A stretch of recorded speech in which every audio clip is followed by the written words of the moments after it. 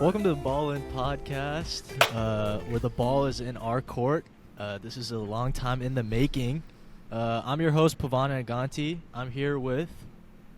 Eric T. Caven. And Sammy Hoyt. So, in this podcast, we're going to be talking about the play-in. So, I'll start with that. The NBA season just concluded this past Sunday. We got our play-in seeds locked in.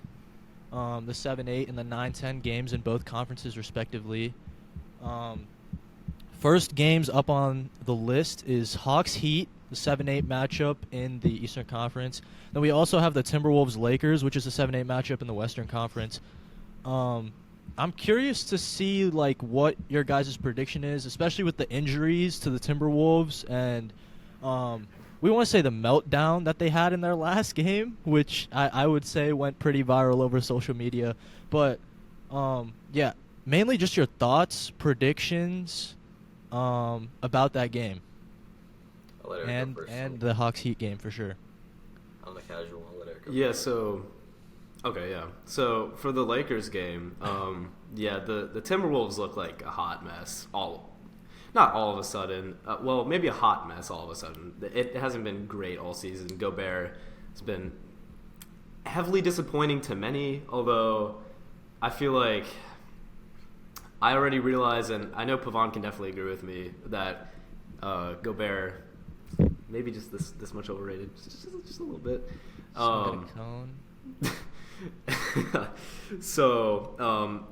For me personally, it's funny to see what's going on with the situation right now.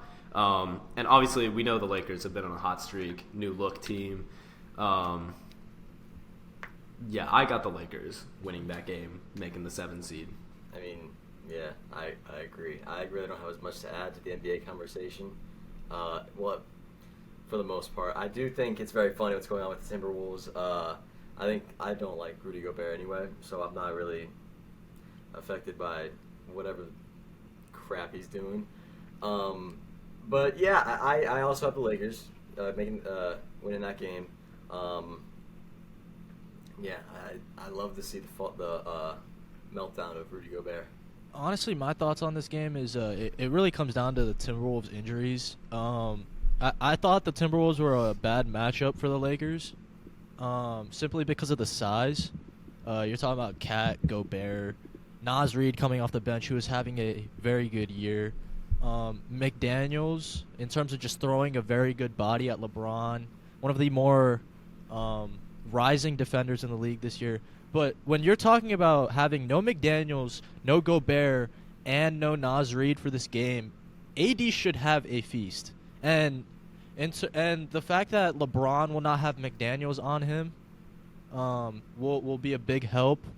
The lineup of Conley, Edwards, Kyle Anderson, Karl Anthony Towns, and whoever they plug in elsewhere is a solid lineup. It was solid in their win this past Sunday, but I just don't know how you can expect to stop LeBron and Anthony Davis when you don't have your big physical bodies that can stop them down low, especially with a team that is so imposing in the paint and relies so much on paint production. I just don't see how there's going to be a way they can stop them. So, yeah, I definitely got the Lakers in this one. They should not mess around in this game. Just finish, get LeBron and AD their rest before they can get in the playoffs. Don't mess around and make this a close game, because that'll be a problem. So, For sure. So in terms of the other game, Hawks Heat, the Heat have struggled this year, considering their run last year, especially the Hawks as well. But both teams have struggled, considering the expectations going into the season, especially with the Hawks having DeJounte Murray as an addition, adding Sadiq Bey at the deadline. This team did have some really good expectations, and considering they're the 8th seed right now, I would say that's definitely a surprise to many. But what do you guys think in terms of predictions for this game and just overall thoughts about both teams? I think the Hawks has been very surprising. Now, I don't want to discredit myself, but I'll be honest. I don't think I've watched a Hawks game this season. But when they got DeJounte Murray at the beginning of the season, I thought top 3, top 4 seed, just off the top of my head. Because, with the success they were seeing, it seemed like they were on a good upslope. And you always expect more from Trae Young, still young, obviously, and like I said, that addition of DeJounte and then later Sadiq, it seemed like a good formula. At least it was a lot of good names. But yeah, as we know, they're like literally the definition of mid with their 500 record and like the same 26-26 conference record. They're like almost the same home and away. It's just crazy. But for that matchup, I don't know.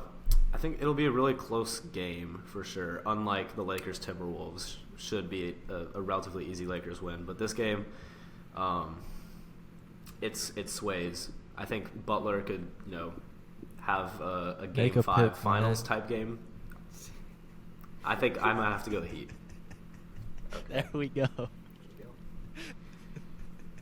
I want to start. I'll just start. I'll go Hawks. Because I do think they have their moments throughout the season. Like Eric said, they did go 500, and they were very statistically, going by statistics, very average. But I think if they're playing at their best, I think just straight up they're better than the Heat. I really don't. Ultimately, I think it comes down to, I don't know. It's just because I feel like that you can get two different types of teams when it comes to the Hawks a lot of the time. Because I know when they play the Cavs, because I've watched when they play the Cavs, they toast the Cavs every time.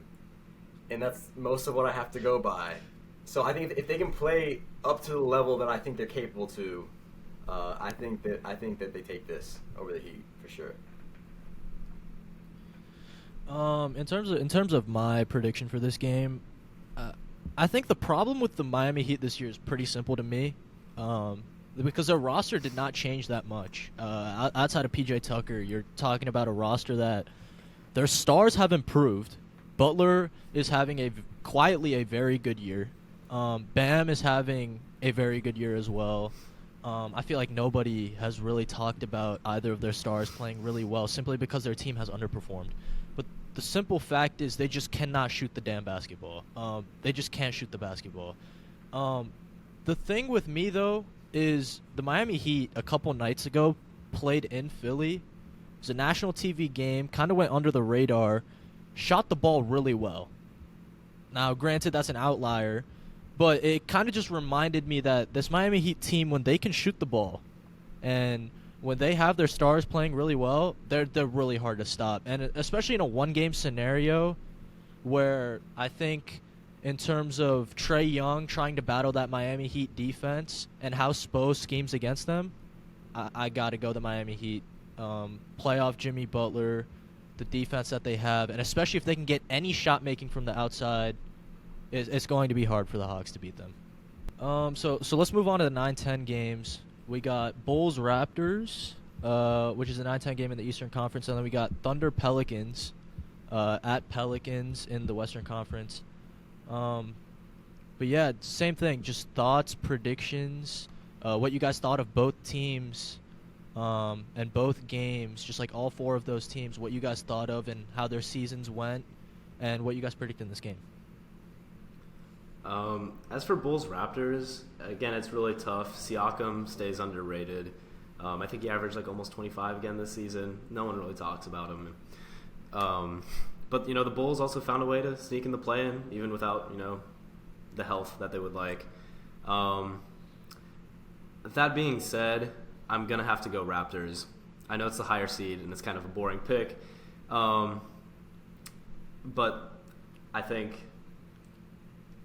they have the better health. Bulls aren't completely what they could be. Yeah, I agree with Eric's pick. I'm going with the Raptors. My buddy Paul, who's watching this, is a Raptors fan. I'm sure he's very happy about that. But I do think the Raptors, again, are the healthier team. I think they also, to me, look a lot better, more sound defensively. That's a big thing for me. I think they are the better defensive team as well. I don't know. The Bulls are not at full strength, like Eric said, so I don't think this is going to be this is pretty cut and dry for me. Fair enough. I will say I'm kind of biased towards the Bulls, simply because I just think I'm a very big fan of the Levine DeRozan pairing. It's just the fact that they can just lights out. How do you guard those guys together? One of them is gonna go off. I feel like every single night. And they have a playing champion, Patrick. But especially, I was just about to mention that. Woo-hoo! But no, I think you're talking 1 game sample size. Again, I think so. In my opinion, I think one of those two is going to go off, especially since I would assume the Raptors would throw all out at one guy, assuming that guy would be DeRozan. I think Levine's going to have a big game in this one. I think the Bulls will somehow figure out a way to scheme against Siakam. I know you guys didn't mention this as well. Jakob Poeltl, a very underrated pickup at the deadline. No one really talked about that. But I know they have added firepower, but you got some defensive versatility. I think Billy Donovan is one of the more underrated coaches in the NBA. He's going to scheme up something good. Levine is going to have a good game, and I think the Bulls sneak away with this one. But yeah. Your thoughts on the Thunder Pelicans game, though? I'll start with you, Eric. Thoughts on those two teams? You know, Thunder, I don't know if I want to say they fell off a bit. I'm not sure. Look, I love Shea. They had a fall from grace for sure. A little bit. Young team. Relatively, yeah. Yeah, that's true. It's gonna happen. But I love Shea. Obviously the Pelicans have Brandon Ingram, and it's not to say that they don't have like a go-to player or a player that can close a game for you, win a game for your team. I don't know. I just really want to see Zion, man. But I don't know if the Pelicans can succeed without him. Now that it's a one game, it's a plan, so who knows who wins. But I'm just gonna go with the Thunder because I just like how Shea plays. I think he could have a monster performance and get them to one game closer to making the playoffs. I agree with Eric on the opinion of Shea. As you guys will see later, I have a very high opinion on Shea Gilgeous-Alexander when we talk about all NBA teams later. But I also have the Thunder, actually. This one's probably for me the toughest game to choose between the 4 playing games. Zion not being there is huge, and like Eric said, I really like Shea Gilgeous-Alexander, especially in that matchup. And yeah, Brandon Ingram's really good too. Don't sleep on BI. So, Sammy didn't mention this, but I'm a very big Russell Westbrook fan, to say the least, at least. A little He was bit. very big Russell upset when Westbrook he was fan. very upset when I did this. So ever since Russell Westbrook got signed to the Clippers, yes, I was upset. Very upset. But ever since he got signed to the Clippers, definitely been paying more attention to the Clippers. Outside of their ascension to the 4 seed, when they started, things started to click. But been watching a lot more Clippers games, and a couple nights ago, I want to say it was last week or the week before, but whenever the Pelicans played the Clippers, Kawhi made sure to guard Ingram and not leave Ingram the whole entire fourth quarter. And I just watched this guy get bucket after bucket after bucket on Kawhi Leonard. Like, I don't think people understand how difficult that is and the elite level shot maker that he has been this season. He's underrated too. I'm starting to see like why people were really hyping this guy up in terms of the KD type of unguardable level that he can play at. I just don't know if the Thunder will have a matchup for him. I love Lou Dort, do not get me wrong, but I don't know if Brandon Ingram can be stopped in a one-game situation. CJ McCollum is also very underrated in terms of just big-time playoff situations. People really forget the greatness of CJ when it comes to big-time moments. He really elevates his game, especially last year. Last year, you're talking about getting them into the playoffs, especially when I thought the Clippers were going to get in for sure. And then you get CJ out here having a game in LA. The year the Blazers went to the conference finals, just a big-time shot maker, elevates his play every single time the game is on the line. and in the big time moments. But the shot making, Brandon Ingram, I think the physicality down low with Valanciunas as well. I think the Pelicans win this game, and yeah, that's pretty easy for me. No offense to Thunder, I just don't know if they're going to be ready to step up to the moment compared to the shot making of the Pelicans. That's fair. Final thoughts though, like what are we really thinking on the 7-8 seed? What are we thinking? For both For the conferences. final 7-8s. Yes. For the West, so I picked the Lakers for the 7, and then based on my picks, it would be the Timberwolves and the Thunder playing, and is Gobert's suspension it's just one game, right? They have it at one game right now. Yeah. And then Nas, how bad is his injury again? I don't think he's going to come back. Don't think he's And then McDaniels is It's- definitely out. yeah. Well. It's tough. I might go Thunder. I might be sleeping on the Timberwolves, but I might go Thunder for that 8 seed. Damn. And then in the East, Really sticking with I picked the Heat, and then my matchup would be Hawks, Raptors. That's a very tough matchup. They're literally so mid. I'll go Hawks. I'll just go with the current 7-8 seed is. All right, so I have the same matchups as Eric. Yes, I do. I have Thunder, Timberwolves. I know with all the injuries in the Wolves side, I think the one that will be the most missed, honestly, is Jaden McDaniels. I think he's one of the best defensive players in the league. I think he's really underrated in that aspect. I think he will be a big loss for them, and they will weep the they're not gonna. I don't think they go mess with Thunder. I think the Thunder will beat them. I do. I love Shea, but yeah. As for the Hawks and Raptors in the second round of the play-in, part of me really wants to go Raptors. I'll go Raptors. I'll go Raptors in that one. I have no reasoning. I'll go Raptors there. Sorry. It's hard to find reasoning for these. It's Yeah, it's a one-game situation. It's very two difficult to sub predict, in 500 my teams, opinion. or 500 teams. Yeah, you're talking about the NBA. I mean, not saying no offense to the college game, but it's difficult to stop when you can just have guys in one-game scenarios in the NBA. Quick thoughts on this. I will go Lakers. Toughest prediction for me: Timberwolves, Pelicans. I think the Timberwolves will win this one. I don't see how they lose 2 games. That's very difficult for me, though. Easily can go either way. But I'll go Lakers, Timberwolves. On the other side, this is tough. Heat for sure in the 7 seed.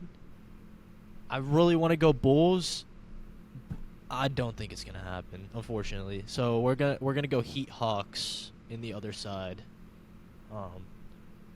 Outside of the Heat and the Lakers, though, I really don't see any noise being made by those 7-8 seed in either conferences. Definitely those 2 teams can make noise, though.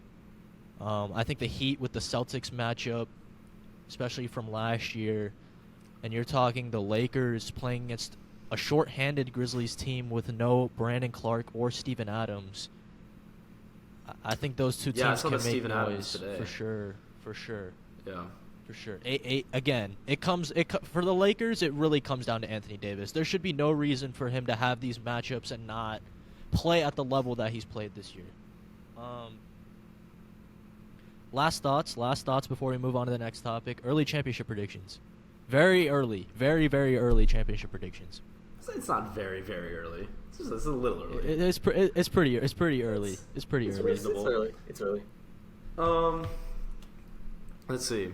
I want to say this is my unbiased pick from the West. Are the Suns still undefeated with KD in the lineup? You know who they could use? We know who you think they could use. And you're not wrong. But they got a certain person in his spot. Who's that? Who's that? Who's it? Who's? I didn't know this was a comedy show. What? But Come on, man. if make they're healthy a and pick. KD's in the lineup, all I'm saying is, are we overthinking the battle of the West?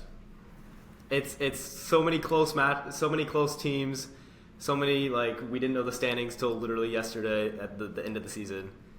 But Yo, this man done left. This man done- hey, we can keep the show going. I'm fine with that.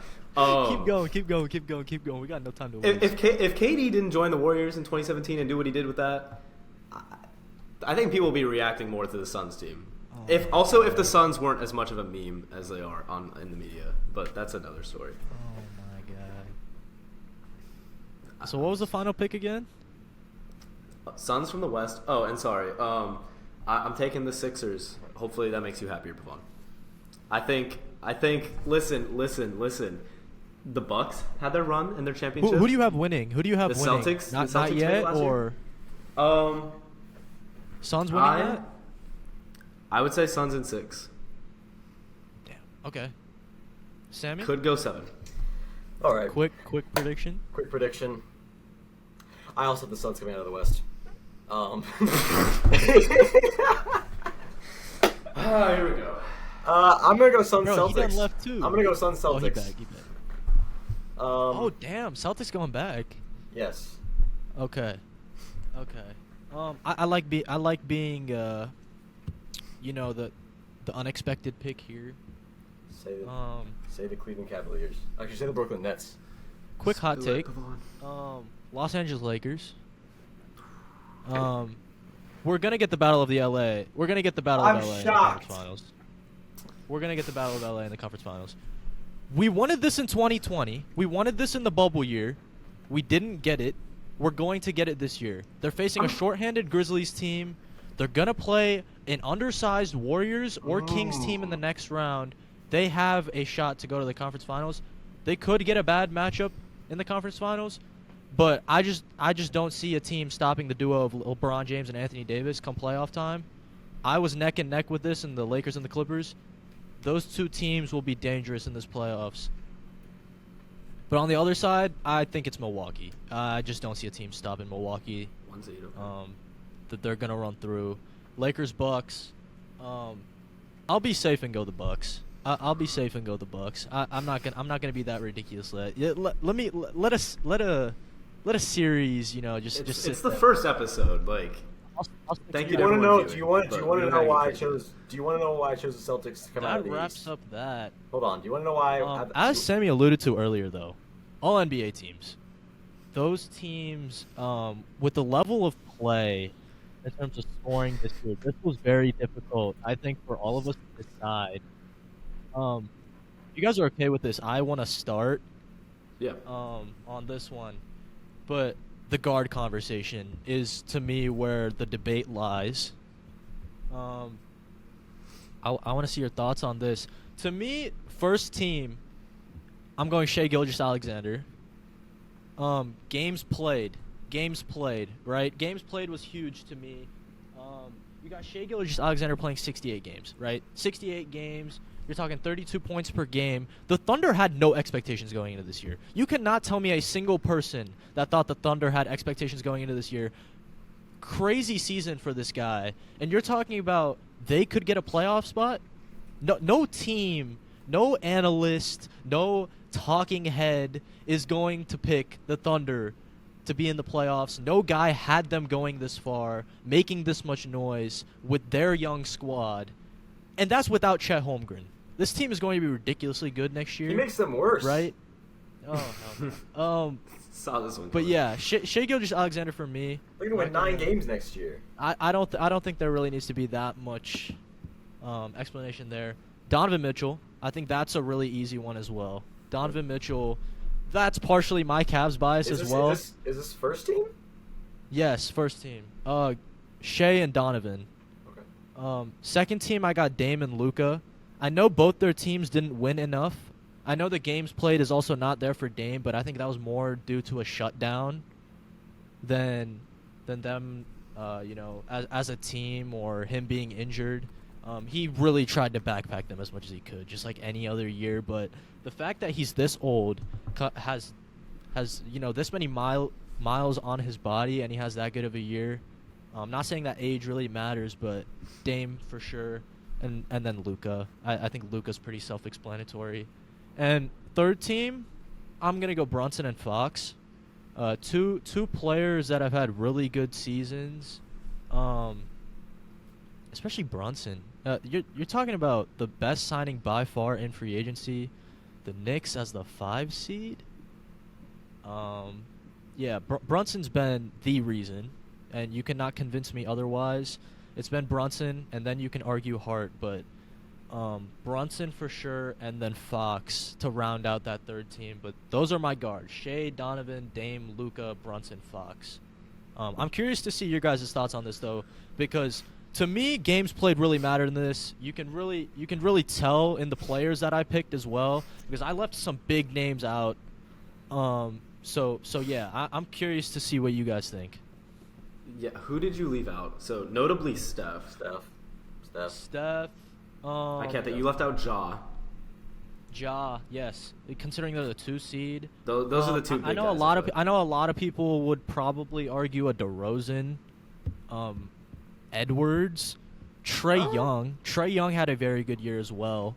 Like you're talking like I consider to him. me, there's a lot of guys that are having all NBA caliber years, so it's hard for me to pick. But big names aren't there. That's just the fact of the matter. You're talking an all NBA team without Steph, Ja. Like it is a very interesting conversation. But yeah, you two go ahead. I'm curious to see what you guys think.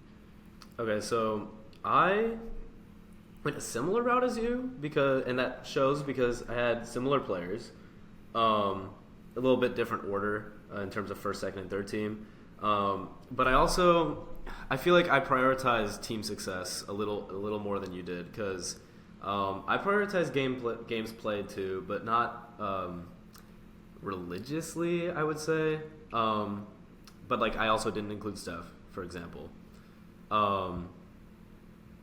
But yeah, so and the team success thing's hard because like like you said, Pavon, about Shea, the Thunder might get a playoff spot, and it's crazy because like they did have no expectations if we think back to the beginning of the season.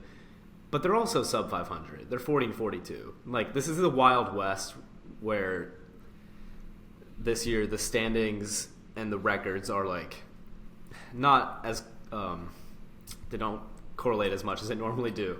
So that whole conversation is really tough. Yeah, but so first team, I have Donovan Mitchell, similar to you, Pavon. But I threw De'Aaron Fox on the All-NBA first team. I like that. The Kings. What was it, 2006? They have not made the playoffs. You don't believe since. in me, Eric? Oh my God. Clip it. 29 minutes. The motion sensor. How long does it go? We're good. I'm lucky. Nobody could see me in here for a second. Whoa, why is that?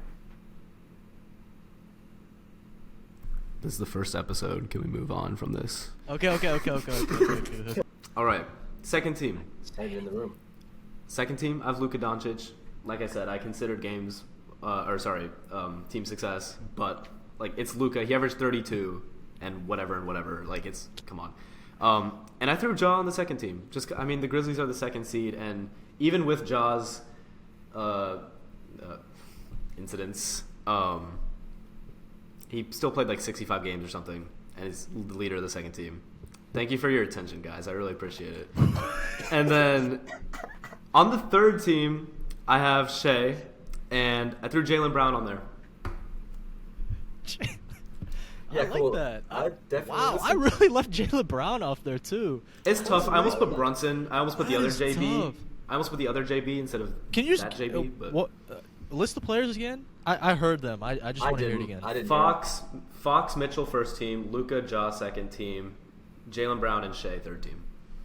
I like that. I like that. I think it was a good mix between mine and then just having the big names on there. I like that. I like that a lot, Eric. Sammy. Okay. I want to preface this. I don't follow the NBA like these two do. I'm not.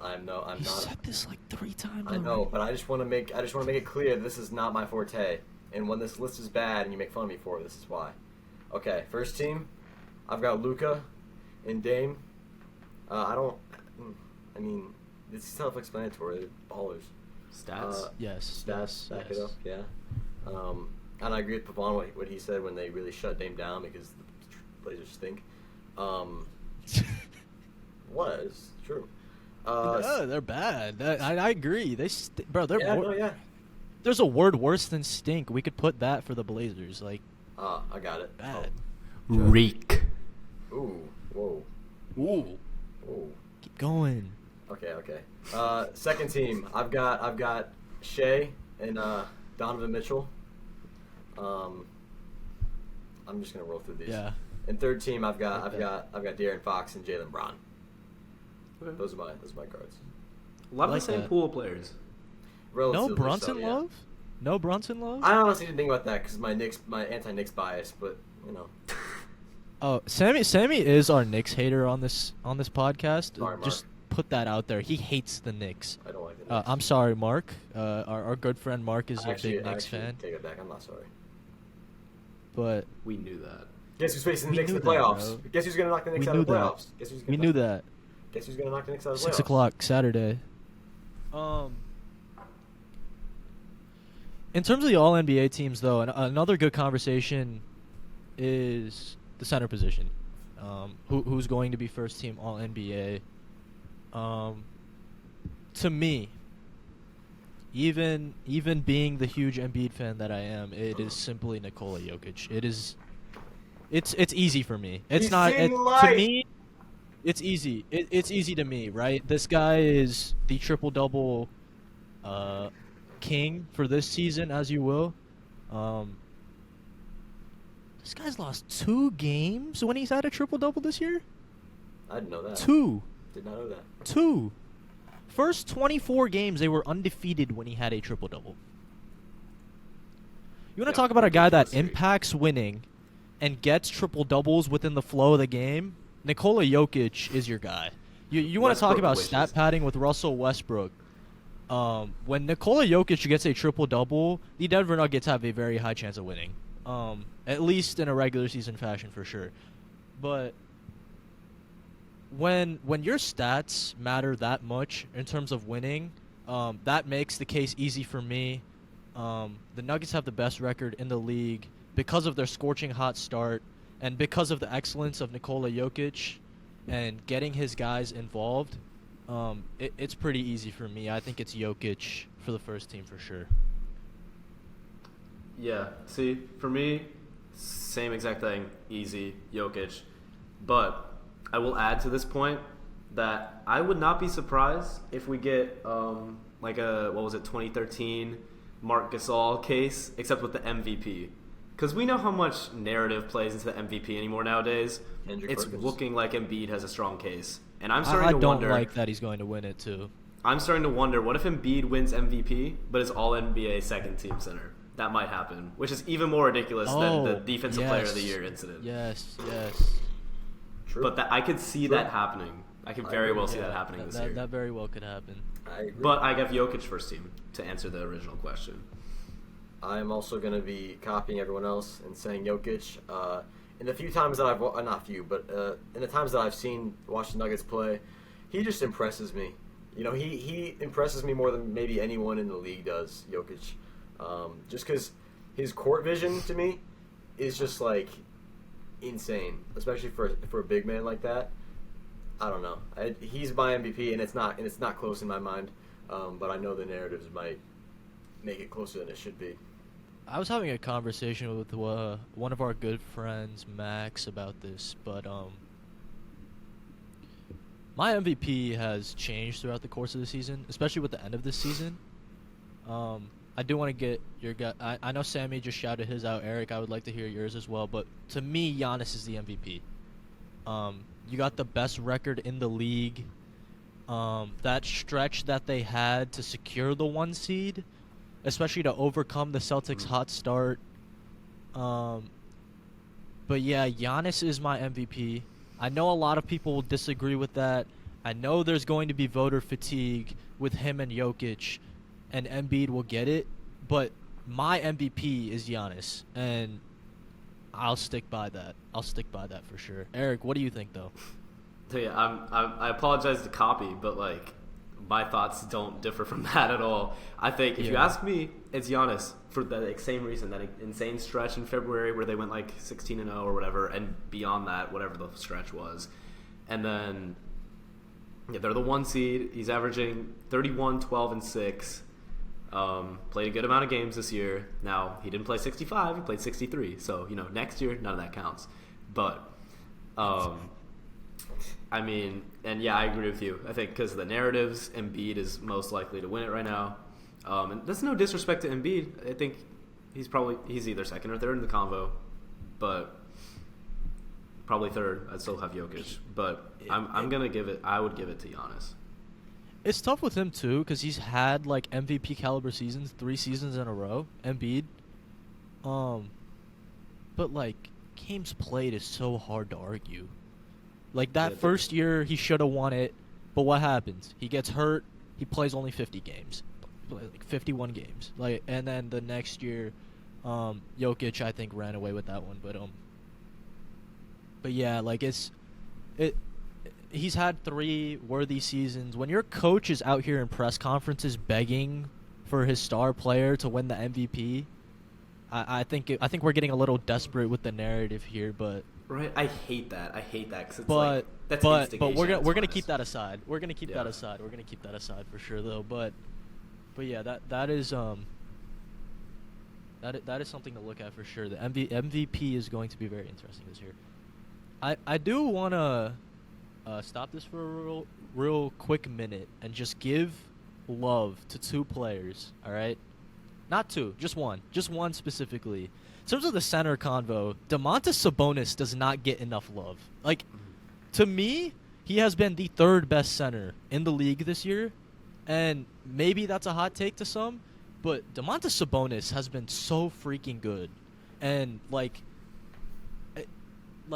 everybody talks about Fox, but like Sabonis, he's so fundamental, and honestly, like he is so true to playing inside the paint. Like when I was seeing Shaq run through film on Inside the NBA when they had one of the few Kings national TV games, he was really talking about and emphasizing how Sabonis is one of the few bigs in the league that actually plays inside and with his back to the basket and looking to actually put his shoulder into your body, and instead of settling for that jumper. He isn't really like Embiid, and Jokic plays a finesse game in my opinion. But yeah, Sabonis does not get enough love. Just had to say that real quick. So is he in your 3rd team? He is yeah, he'd definitely be in my 3rd team. He'd be in my 3rd team. Because the one of my 3rd team would be Yeah. a guy that I thought you would pick in your 3rd team. And that's Anthony Davis. Games played. That's fair. It's That's tough. fair. Games That's played. fair. Also, how can a guy that is not on the All-Star team be All NBA? You could say the same with Right. Butler, though. You could say the same with Right. Jimmy Butler.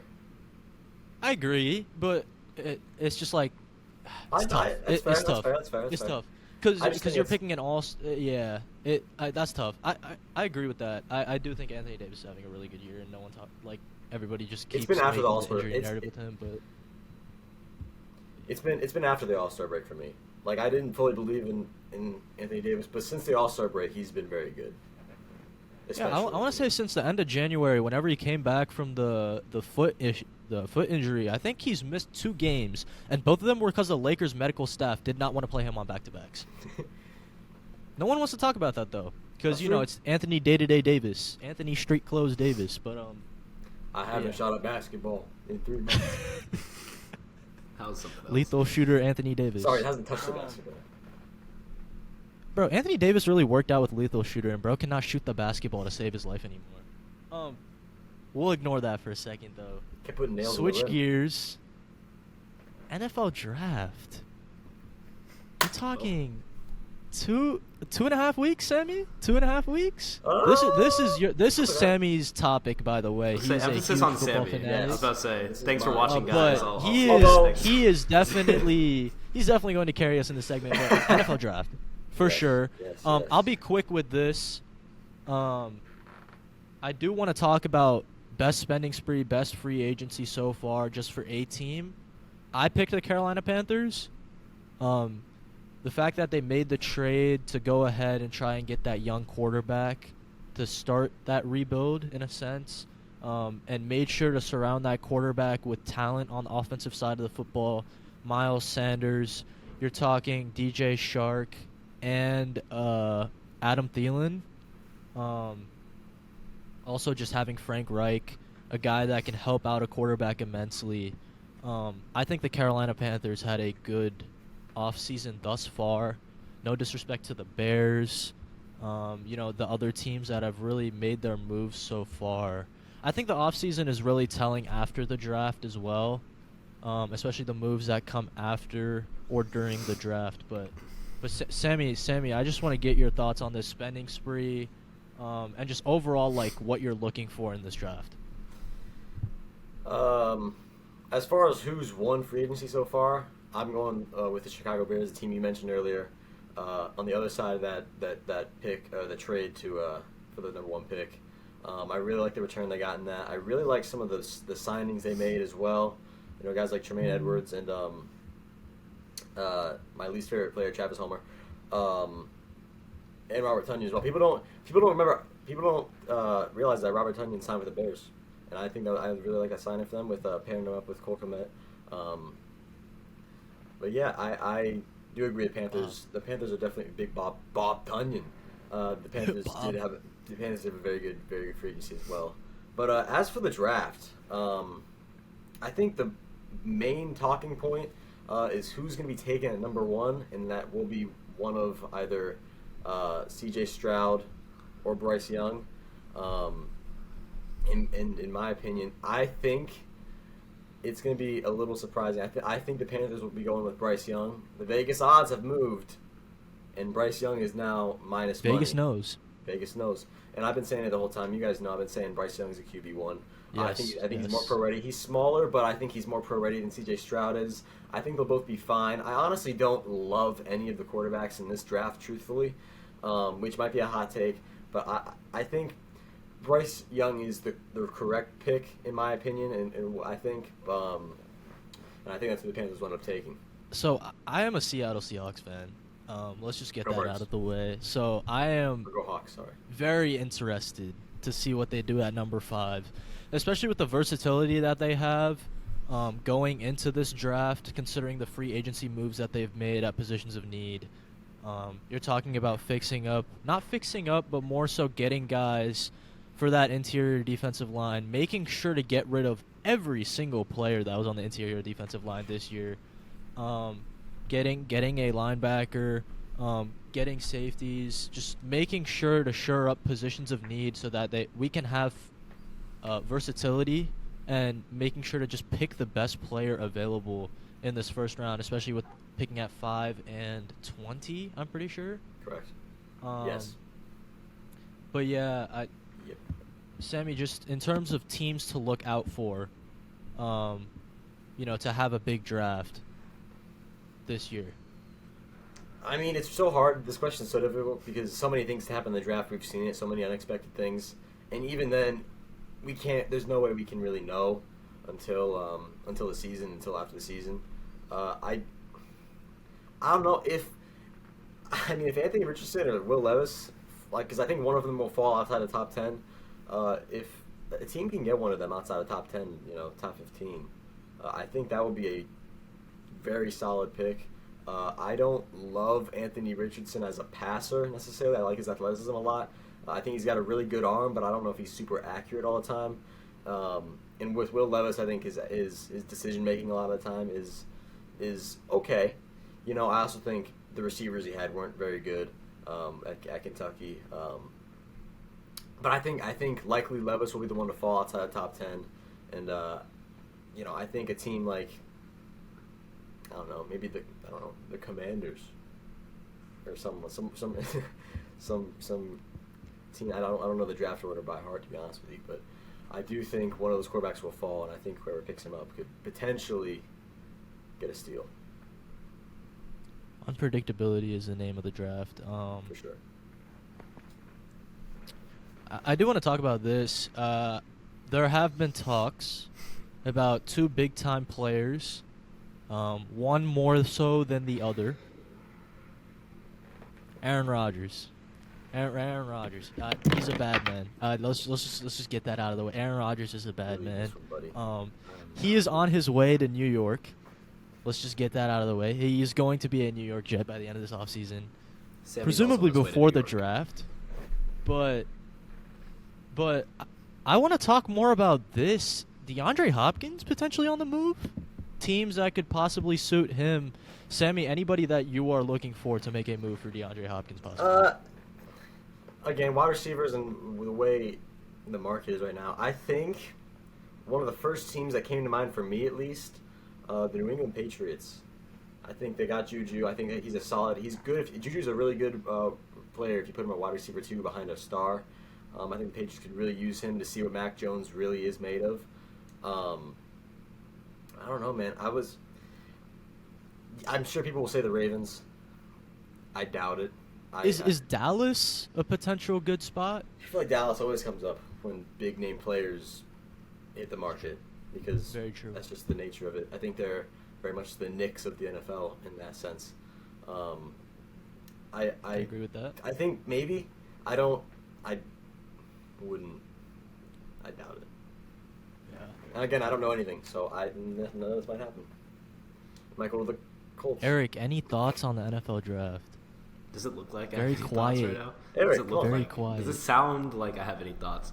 Hey, I will say. Are you going to? Where are you going to be during this You're NFL gonna be the one at the Eric? draft, Where am I gonna be during the NFL draft? I will be there. so you need to have You a guys tape. didn't know? Ladies I and did go to gentlemen, Mizzou. I did go the to Mizzou, proclaimed which is in- NFL casual would be there. Can't wait. Eric, I want you to know Um, I took a crack at the NBA conversation, so I think you need to take a crack at the NFL conversation. You have to take you have to You gotta provide take a some shot. input, Eric. Thing is, you take more than a crack at watching the NBA than I do, or paying attention to the NBA sphere than I do. Your the fantasy NFL team. sphere. You have a fantasy team.